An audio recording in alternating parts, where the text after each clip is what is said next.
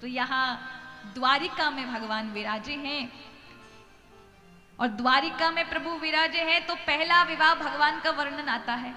भगवान का पहला विवाह हुआ है रुक्मणी जी के साथ। किनके साथ? अब ये रुक्मणी जी कहाँ की है? महाराष्ट्र की। कहाँ की है?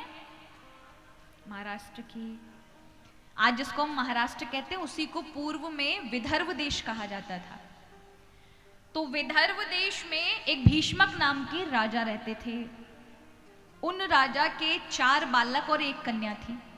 4 बालक में सबसे बड़ा था एक रुक्मी और सबसे छोटी थी रुक्मणी।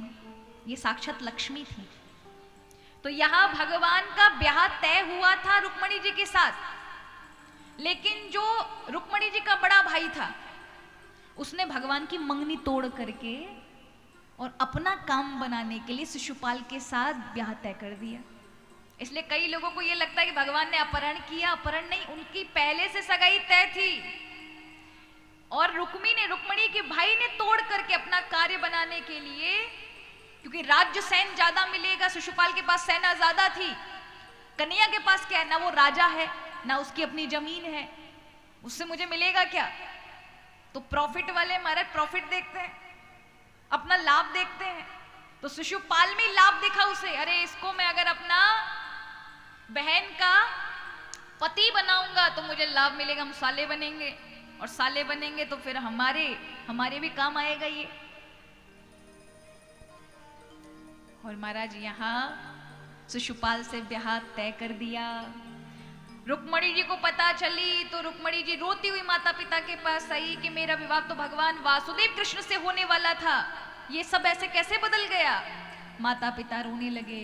बेटी, हम चाहते हैं कि तेरा ब्याह हो, लेकिन तेरा भाई शिशुपाल के साथ करना चाहता है। अगर हमने उसके खिलाफ विरुद्ध में कुछ भी कहा तो हमें कंस की तरह, जैसे कंस ने अपने माता पिता को डाल दिया कारागार में, हमें भी डाल देगा। तो हम तुम्हें स्वतंत्रता देते हैं, स्वयंवर है, तुम भगवान को चिट्ठी लिख दो और पहुंचा दो, भगवान स्वयं आके तुम्हें ले जाएं। रुक्मणी चिट्ठी लिखती हैं और भगवान को भेजती हैं।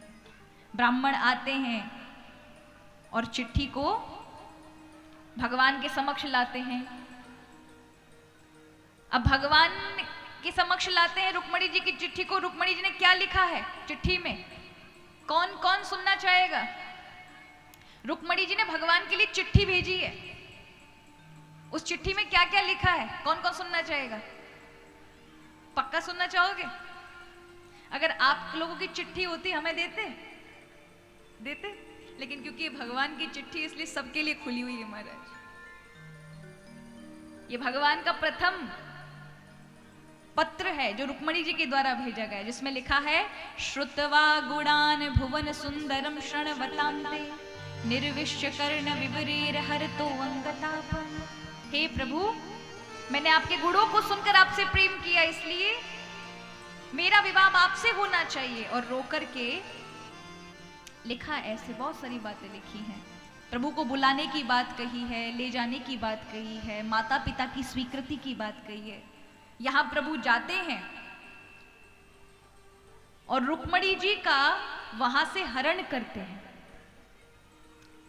रुक्मणी जी ने लिखा था चिट्ठी में 3-4 सखियों के साथ आऊंगी, आप मेरा हरण कर लेना, वहां पर रथ लगा देना, मैं रथ पे चढ़ के आपके साथ चली जाऊंगी। लेकिन यहां जब भगवान आ गए और ये पता चला रुक्मणी जी के भाई को, तो पहरा बढ़ा दिया रुक्मणी के लिए कि कन्हैया बिना निमंत्रण के आ गया है, कुछ ना कुछ उत्पात करेगा। तो 20,000 सैनिकों के साथ घिरी हुई रुक्मणी जी आ रही है। रुक्मणी जी को लग रहा है भगवान तो अब कभी आ ही नहीं सकते, इतनी भारी सेना में भगवान मुझे कैसे लेके जाएंगे। लेकिन प्रभु क्या नहीं कर सकते? जो कोई नहीं कर सकता वही हरि कर सकते। आज प्रभु ने विश्व मोहन का रूप बनाया और सब रुक्मणी जी की ओर देख रहे थे। अचानक भगवान सुंदर उनसे भी बनकर विश्व मोहन का रूप धारण करके जैसे ही सैनिकों के कतार को अलग हटाकर अंदर घुसे, जो सैनिक देख रहा है भगवान को देख के मोहित हो जाता है। अरे भैया देखो देखो कितना सुंदर है। कोई कहता है रे आंख देखो, कोई कहता है नाक देखो, कोई कहता है रे पीतांबर देखो, कोई कहता है बाल देखो, कोई कहता है चाल देखो, कोई कहता है गाल देखो, कोई कहता है अरे इसके घुंघराले बाल देखो। तब तक ठाकुर जी रुक्मणी जी के पास पहुंच जाते हैं, हाथ पकड़ लेते हैं, चल रथ तक लेके जाते हैं। सब कहते देखो कितना अच्छा चलता है। कोई कहता है बांसुरी लगी हुई है, कोई कहता पीताम्बर लगा है।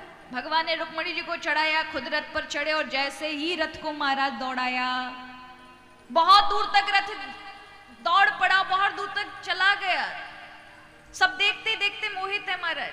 तभी एक को होश आया, उसने कहा वो तो बात सब सही है, लेकिन वो तो ले ही गयो, ले गयो, ले गयो, ले गयो। हल्ला मचा। लोगों ने कहा क्या ले गया?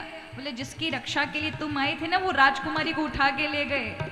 फिर तो महाराज सभा और जितनी भी सेना थी अस्त व्यस्त हो जाती है, दौड़ पड़ती भगवान के पीछे। लेकिन भगवान वहां अस्त्र शस्त्र की वर्षा करके उन्हें हरा देते हैं। तब तक बलराम जी पहुंच जाते हैं, युद्ध अब वो कर रहे हैं। भगवान द्वारिका के बीच रुक्मणी जी को ले आते हैं। अब रुक्रसेन महाराज अंदर घुसने नहीं देते, बोलते किसी की कन्या को कैसे तुम उठा के लेके आ सकते हो? तो कहा हम उठा के नहीं लाए, कन्या का ही मन था। पूछा तुम्हारी माता पिता की स्वीकृति है? बोले माता पिता ने ही तो सलाह दी है। तो माता पिता को बुलाया गया। तो यहाँ आज भी गुजरात में जब आप जूनागढ़ से जाएंगे ना, तब रास्ते में माधवपुर पड़ता है। माधवपुर के अंदर बहुत बड़ा हवन है, कुंड है, जहां भगवान रुक्मणी और भगवान कृष्ण का विवाह पढ़ा गया था, आज भी मौजूद है। उस माधवपुर के अंदर भगवान ने विवाह किया। आधी महाराज पक्ष द्वारिका की ओर से सजी और आधी वर पक्ष की ओर से सजी।